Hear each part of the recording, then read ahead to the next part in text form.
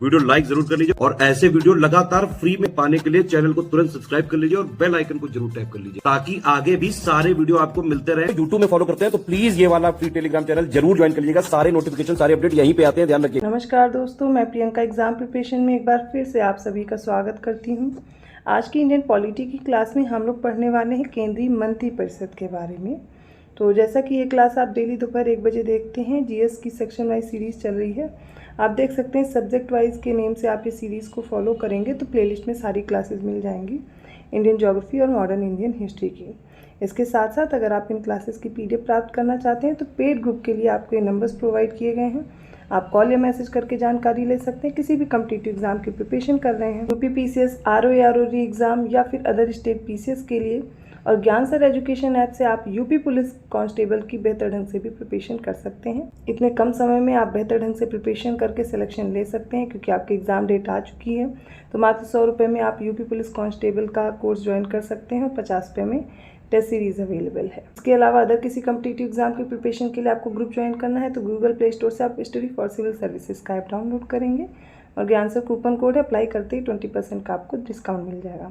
Full study material दिया जाता है, डेली प्रैक्टिस कराई जाती है, वीडियो रिकॉर्डेड क्लासेस हैं।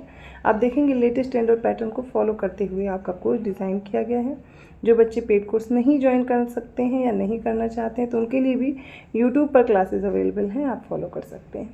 कोर्स से रिलेटेड जानकारी हो गई। चलिए आज की क्लास स्टार्ट करते हैं। आज हमें पढ़ना है केंद्रीय मंत्री परिषद के बारे में। तो भारत के संविधान में जो सरकार की संसदीय व्यवस्था है ये ब्रिटिश मॉडल पर आधारित है। हमारी राजनीतिक और प्रशासनिक व्यवस्था की जो मुख्य कार्यकारी अधिकारी है वो मंत्री परिषद होती है, जिसका नेतृत्व कौन करता है तो प्रधानमंत्री करते हैं। संविधान में संसदीय व्यवस्था के सिद्धांत विस्तार से तो नहीं लिए गए, परंतु 2 अनुच्छेद हैं 74 और 75। इसमें इसके बारे में संक्षिप्त वर्णन किया गया है। अनुच्छेद 74 क्या कहता है तो यह मंत्री परिषद से संबंधित है, जबकि जो अनुच्छेद 75 है मंत्रियों की नियुक्ति, कार्यकाल, उत्तरदायित्व, अर्हताओं, शपथ, वेतन, भत्तों आदि से संबंधित है। ये जो केंद्रीय मंत्री परिषद है इसमें कैबिनेट मंत्री, राज्य मंत्री और उप मंत्री शामिल होते हैं। इसमें सबसे पहले हम लोग डिस्कस करेंगे प्रधानमंत्री के बारे में। तो इनका कार्यकाल निश्चित नहीं है तथा वह राष्ट्रपति के प्रसाद पर्यंत अपना पद धारण करते हैं।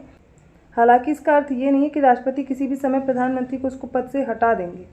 प्रधानमंत्री को जब तक लोकसभा में बहुमत शामिल है या हासिल है, राष्ट्रपति उसे बर्खास्त नहीं कर सकते हैं। लोकसभा में अपना विश्वास मत खो देने पर उन्हें अपने पद से त्यागपत्र देना होता है अथवा त्यागपत्र न देने पर राष्ट्रपति उन्हें बर्खास्त कर सकते हैं। तो संविधान द्वारा प्रदत्त सरकार की संसदीय व्यवस्था में राष्ट्रपति केवल नाम मात्र का कार्यकारी प्रमुख होता है, जबकि वास्तविक जो कार्यकारी शक्तियाँ हैं ये प्रधानमंत्री में निहित होती हैं। दूसरे शब्दों में बात करें तो राष्ट्रपति राज्य का प्रमुख होता है, जबकि जो प्रधानमंत्री वो सरकार का प्रमुख होता है। कैबिनेट या मंत्रिमंडल प्रधानमंत्री सहित कैबिनेट स्तर के मंत्रियों की परिषद होती है, जबकि मंत्री परिषद में प्रधानमंत्री और कैबिनेट स्तर के मंत्रियों सहित राज्य मंत्री और उपमंत्री भी शामिल होते हैं।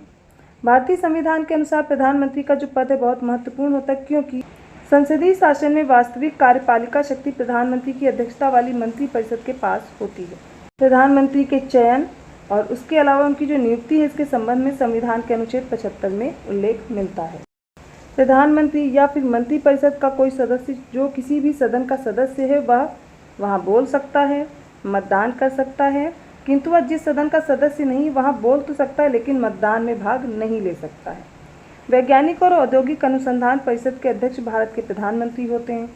राष्ट्रीय सुरक्षा समिति के प्रधान या फिर अध्यक्ष भी प्रधानमंत्री ही होते हैं, क्योंकि अक्सर एग्जाम में पूछा जाता है कि कोई भी आपको दे दिया जाएगा परिषद और उसके अध्यक्ष पूछे जाते हैं। प्रधानमंत्री किन किन परिषद के अध्यक्ष हैं उनको आपको याद रखना है। तो राष्ट्रपति द्वारा उस व्यक्ति को प्रधानमंत्री नियुक्त किया जाता है जिसे लोकसभा में बहुमत प्राप्त दल के द्वारा अपना नेता चुना जाता है। प्रधानमंत्री की नियुक्ति समय उसका किसी सदन का सदस्य होना आवश्यक नहीं, किंतु प्रधानमंत्री पद पर नियुक्त किए जाने के 6 माह के भीतर उसे किसी एक सदन या तो लोकसभा या तो राज्यसभा का सदस्य बन जाना आवश्यक होगा। इसमें यह बताया जा रहा है कि अगर आप प्रधानमंत्री देखेंगे, जो पद है प्रधानमंत्री के नियुक्ति के समय वो किसी भी सदन के सदस्य नहीं है तो भी वो चुने जा सकते हैं, लेकिन 6 महीने के भीतर उन्हें किसी भी एक सदन की सदस्यता ग्रहण करनी होती है, अन्यथा 6 माह बाद वह अपने पद पर नहीं रह पाएंगे। भारत के प्रथम प्रधानमंत्री थे पंडित जवाहरलाल नेहरू और सरदार वल्लभ भाई पटेल भारत के प्रथम उप प्रधानमंत्री थे। वह 15 अगस्त 1947 से 15 दिसंबर 1950 तक इस पद पर रहे थे उप प्रधानमंत्री का जो पद है इसका उल्लेख संविधान में नहीं है तथा राजनीतिक बाध्यताओं के कारण संविधान के प्रावधानों से हटकर इस पद का सृजन किया जाता है, जो पूर्णतः गैर संवैधानिक पद है। राजीव गांधी की समाधि स्थल वीरभूमि के नाम से है। कर्मभूमि का जो समाधि स्थल है ये पूर्व राष्ट्रपति रहे शंकर दयाल शर्मा, उनकी समाधि स्थल है। जय जवान जय किसान ये भारत का एक प्रसिद्ध नारा है और यह नारा सबसे पहले दिया किसने? तो 1965 के भारत पाक युद्ध के दौरान भारत के तत्कालीन प्रधानमंत्री थे श्री लाल बहादुर शास्त्री, इन्होंने दिया था और इसे भारत का राष्ट्रीय नारा भी कहते हैं, जो जवान और किसान के श्रम को दर्शाता है। अनुच्छेद 74(1) के अनुसार राष्ट्रपति को सहायता और सलाह देने के लिए एक मंत्रिपरिषद होगी, जिसका प्रधान कौन होता है? प्रधानमंत्री होता है। तो ये आर्टिकल्स भी साथ में लर्न करते चलिए। आगे आपको जानना ये है कि जो राष्ट्रपति है वो मंत्रिपरिषद की सलाह से कार्य करते हैं, परंतु राष्ट्रपति ऐसी सलाह पर साधारणतया या फिर अन्यथा पुनर्विचार की अपेक्षा कर सकते हैं और राष्ट्रपति ऐसे पुनर्विचार के पश्चात दी गई सलाह के अनुसार ही कार्य करेंगे। ये किया गया 44वां संविधान संशोधन उसके द्वारा शामिल किया गया था। अनुच्छेद 74 क्लॉज 2 के अनुसार आप देखेंगे इस प्रश्न की किसी न्यायालय में जाँच नहीं की जाएगी कि क्या मंत्रियों ने राष्ट्रपति को कोई सलाह दी और यदि दी है तो फिर क्या दी। और आर्टिकल 75(1) के अनुसार प्रधानमंत्री की जो नियुक्ति है वो राष्ट्रपति करते हैं और अन्य मंत्रियों की जो नियुक्ति है राष्ट्रपति प्रधानमंत्री की सहायता पर करते हैं। अब बात की जाए आर्टिकल 75(1) का के अनुसार, तो मंत्रिपरिषद में प्रधानमंत्री सहित मंत्रियों की जो कुल संख्या है वो लोकसभा के सदस्यों की कुल संख्या के 15% से अधिक नहीं होगी। इन आर्टिकल्स को आपको बेहतर ढंग से प्रिपरेशन करके रखना है, क्योंकि स्टेटमेंट वाइज प्रश्न में 15% की जगह 20% या 10% दिया जा सकता है और आपको याद रखना होगा।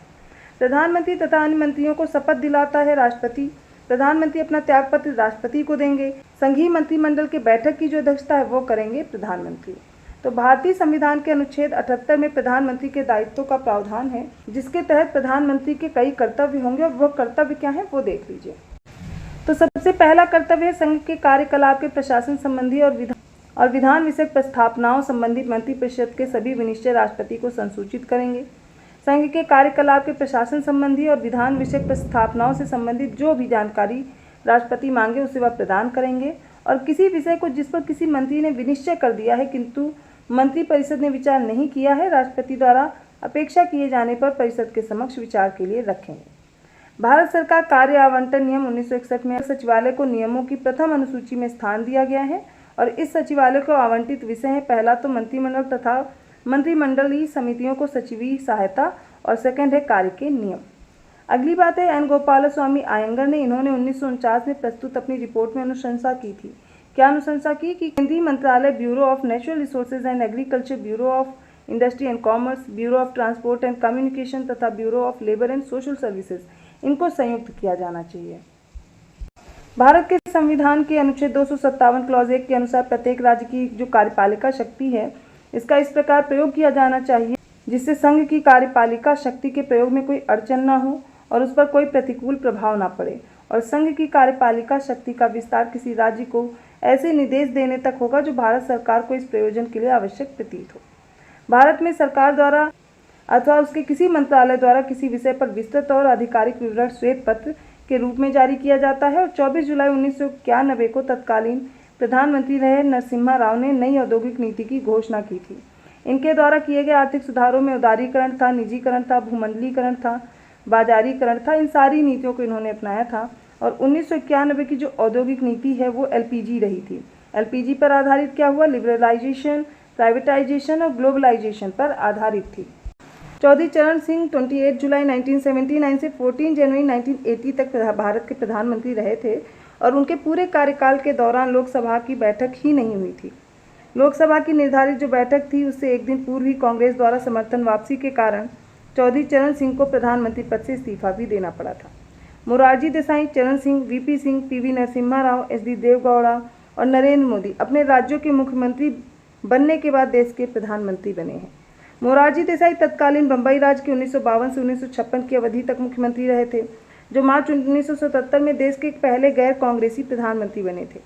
चरण सिंह का अविभाजित उत्तर प्रदेश के 1967 से 1968 तक और उसके बाद फिर से 1970 में मुख्यमंत्री बने थे, जो मोरारजी देसाई के बाद प्रधानमंत्री भी बने। वीपी सिंह भी उत्तर प्रदेश के मुख्यमंत्री थे, जो कि राष्ट्रीय मोर्चा सरकार में प्रधानमंत्री बने और ये कब तक रहे प्रधानमंत्री? तो 1989 से 1990 तक। ये दिसंबर 1989 से नवंबर 1990 तक प्रधानमंत्री भी रहे थे। पीवी नरसिम्हा राव दक्षिण भारत से प्रधानमंत्री बनने वाले पहले नेता थे और ये 1971 से 1973 तक आंध्र प्रदेश के मुख्यमंत्री भी थे। बाद में वे 1991 से 96 तक देश के प्रधानमंत्री रहे। एच.डी. देवगौड़ा कर्नाटक के मुख्यमंत्री थे, जिन्हें जून 1996 में संयुक्त मोर्चा सरकार का मुखिया चुना गया था। संविधान के अनुसार प्रधानमंत्री संसद के दोनों सदनों में से किसी का भी सदस्य हो सकता है। उदाहरण के लिए इंदिरा गांधी हो गए 1966, देवगौड़ा 1996 में, मनमोहन सिंह 2004 और 2009 ये राज्यसभा के सदस्य थे। कई बार पूछा जाता है राज्यसभा के कौन से प्रधानमंत्री थे इनमें से, तो आपको याद रखना है कौन से प्रधानमंत्री हैं जो राज्यसभा के सदस्य थे। इसमें इंदिरा गांधी हैं, देवगौड़ा हैं, मनमोहन सिंह है। दूसरी ओर ब्रिटेन में प्रधानमंत्री का निम्न सदन या फिर हाउस ऑफ कॉमन्स का ही सदस्य होना चाहिए। अब यहाँ पर जो आपको इन्फॉर्मेशन दी गई है वो उन प्रधानमंत्री के बारे में जो पहले मुख्यमंत्री भी रहे अपने राज्य के। वो कौन कौन थे उन्हें आपने समझा, क्योंकि प्रश्न में पूछा जाता है। और इसके अलावा ये भी पूछा गया कि राज्यसभा से कौन सदस्य रहे थे, वो भी प्रधानमंत्री आपको बताए गए हैं। तो प्रधानमंत्री से रिलेटेड जो भी इंपॉर्टेंट आर्टिकल्स हैं या जो फैक्ट्स एग्जाम में पूछे जा सकते हैं वो मैंने इस वीडियो में आपको बताने की कोशिश की। आई होप आपको वीडियो अच्छा लगा होगा। वीडियो अच्छा लगा तो प्लीज़ लाइक करना मत भूलिए, चैनल को सब्सक्राइब कीजिए और लोगों को शेयर करते रहिए। अब देखिए ठीक ठाक समय है और आप लोग अच्छे से रिवीजन ज़रूर कीजिए, पिछली क्लासेस को फॉलो ज़रूर कीजिए। बीच में 1-2 क्लासेस किन्हीं कारणवश नहीं हो पाई हैं, अब आगे आप कंटिन्यू रहने वाली हैं, तो बिल्कुल भी आप परेशान मत होइए, क्लासेस कंटिन्यू आएंगी अब। और जो पिछली क्लासेस हैं प्लेलिस्ट में मैं ऐड कर दे रही हूँ, आप उनको जरूर फॉलो कीजिए। रात को प्रैक्टिस कराई जा रही है, तो 9 बजे आप मेरे साथ प्रैक्टिस भी कर सकते हैं मॉक टेस्ट की। क्वेश्चंस आपके लेटेस्ट ट्रेंड और पैटर्न को फॉलो करते हुए डिज़ाइन किए गए हैं। इनकी आप PDF प्राप्त करना चाहते हैं, क्योंकि सामान्य जानकारी के साथ ही अब क्लासेस दी जा रही हैं, आपको डिटेल एनालिसिस के साथ क्लासेस चाहिए। इसके लिए आपको कोर्स ज्वाइन करना होगा। उसके लिए आप गूगल प्ले स्टोर से स्टडी फॉर सिविल सर्विसेज का ऐप डाउनलोड कर सकते हैं और जैसे ही ज्ञान से कूपन कोड लगाएंगे 20% का आपको डिस्काउंट भी मिल जाएगा। तो मैं मिलती हूँ ऐसे ही कंटेंट के साथ अगली क्लास में, तब तक के लिए धन्यवाद।